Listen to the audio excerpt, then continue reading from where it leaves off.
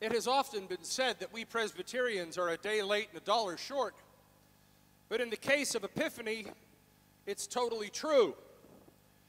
The actual day of Epiphany was yesterday, January 6th, the 12th day of Christmas, with the drummers drumming and the Lord's a-leaping and all the rest.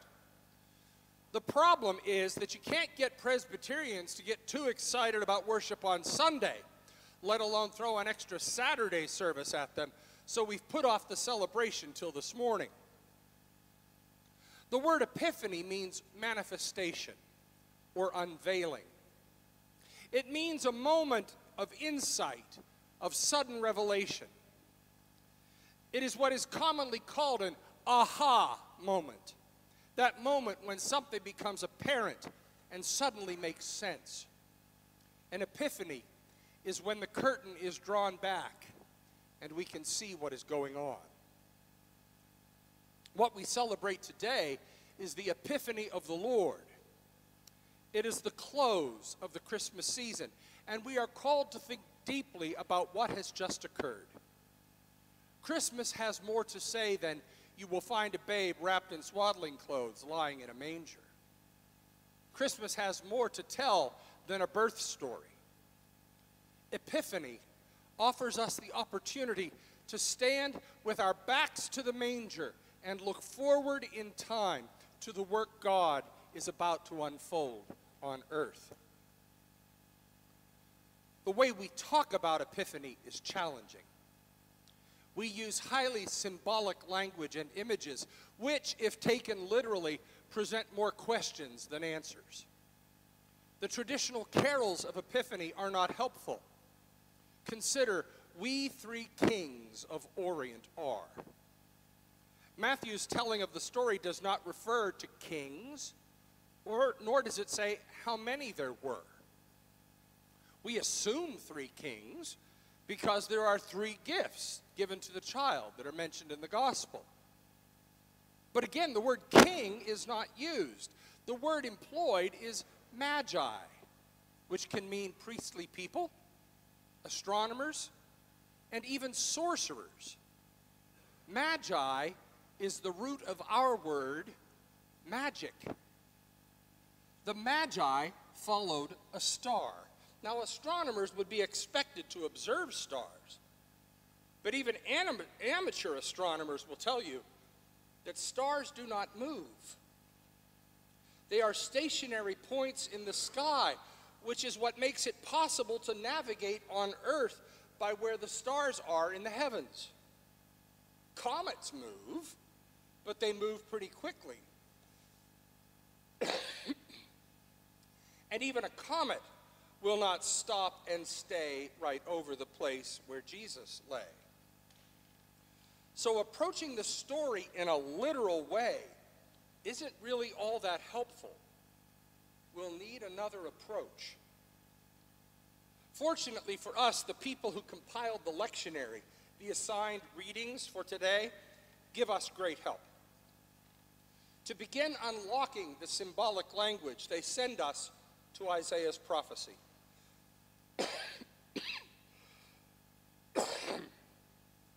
Arise, shine, for your light has come, and the glory of the Lord has risen upon you.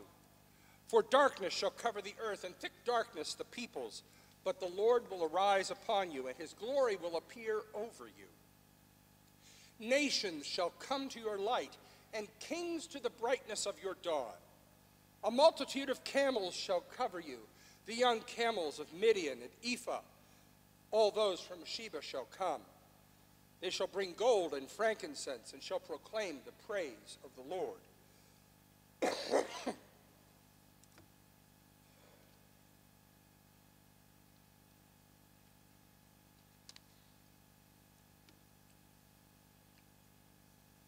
This is the tail end of bronchitis, I hope. Matthew, who is writing to a Jewish audience, uses the imagery from Isaiah to tell the story of Jesus' epiphany. Light, kings, gold and frankincense, it's all right there. Matthew is using very familiar words and images to his audience, words and images that may not be so familiar to us, to communicate the good news. To the ancient people of Israel, in exile from their homeland, despondent and dejected, comes the good news that God is restoring them in the sight of all the people of the earth. No longer will they be a laughing stock to the nations. They will be the envy of the nations because of what God is making of them, a glory and a wonder. Because of what God will do for them, the world will rejoice and give thanks. What God is doing is like light that shatters the darkness. If you can think back to the warm days of summer, we were all caught up in the solar eclipse. It was astounding. The light was shining, then growing darkness, then complete darkness in the middle of the day. The night birds started to sing, and the crickets chirped. And then came that moment when the moon began moving on, and the corona, that first piercing shaft of light, shattered the darkness. The light shines in the darkness, and the darkness has not overcome it, wrote John. The light has entered the darkness of a broken world, and all the people shall see it, and they shall flock to this new light and be made new. And what better symbol of light is there than that of a star, a light that shines in the darkness, a light that guides the traveler home, a light that draws us out of the ordinary into the extraordinary. Matthew is using ancient symbols and ancient language to tell us the new good news. In Jesus Christ, the light of the world, God has entered this world to redeem and restore. In Jesus Christ, the light of the world, the darkness is shattered and dispelled. In Jesus Christ, the light of the world, God has pulled back the curtain to reveal to all the world who God is, what God is like, and who we are created to be and how we are meant to live. Now, here's the thing about epiphanies. You have to be awake and aware in order to see them. Epiphanies are sometimes bold, sometimes subtle. These manifestations of God's presence are sometimes as plain as the nose on your face, and sometimes as hidden as Waldo in those puzzle books.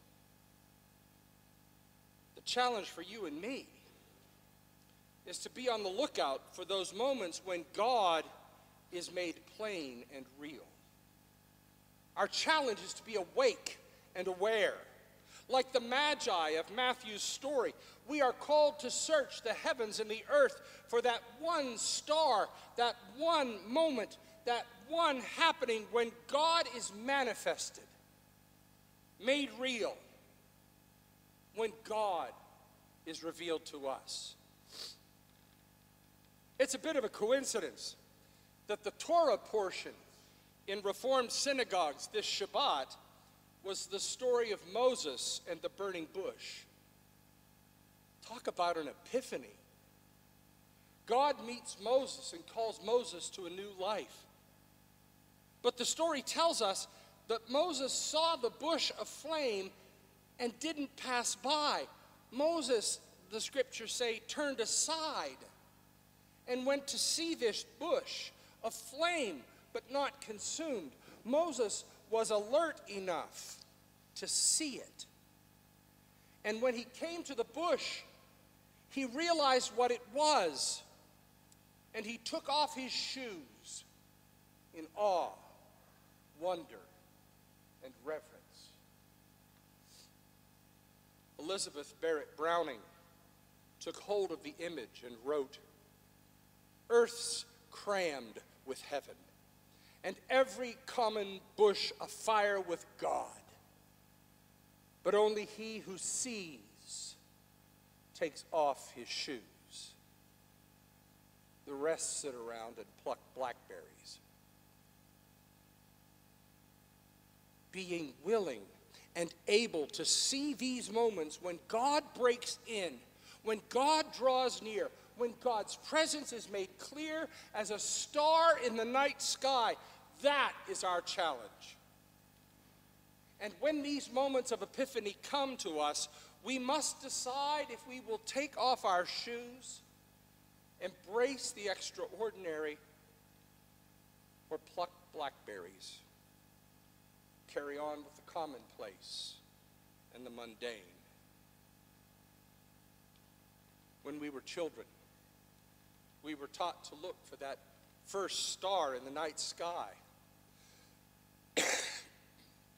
And then we would say, starlight, star bright, first star I see tonight. I wish I may, I wish I might have the wish I wish tonight. The catch, of course, was being aware enough to see the first star of the night. Awareness, mindfulness, consciousness, attentiveness, call it what you want.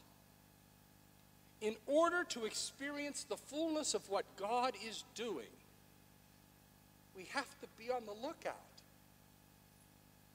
And when we are aware and we take it in, like those magi of old, we will rejoice with overwhelming joy. For now and evermore. Amen.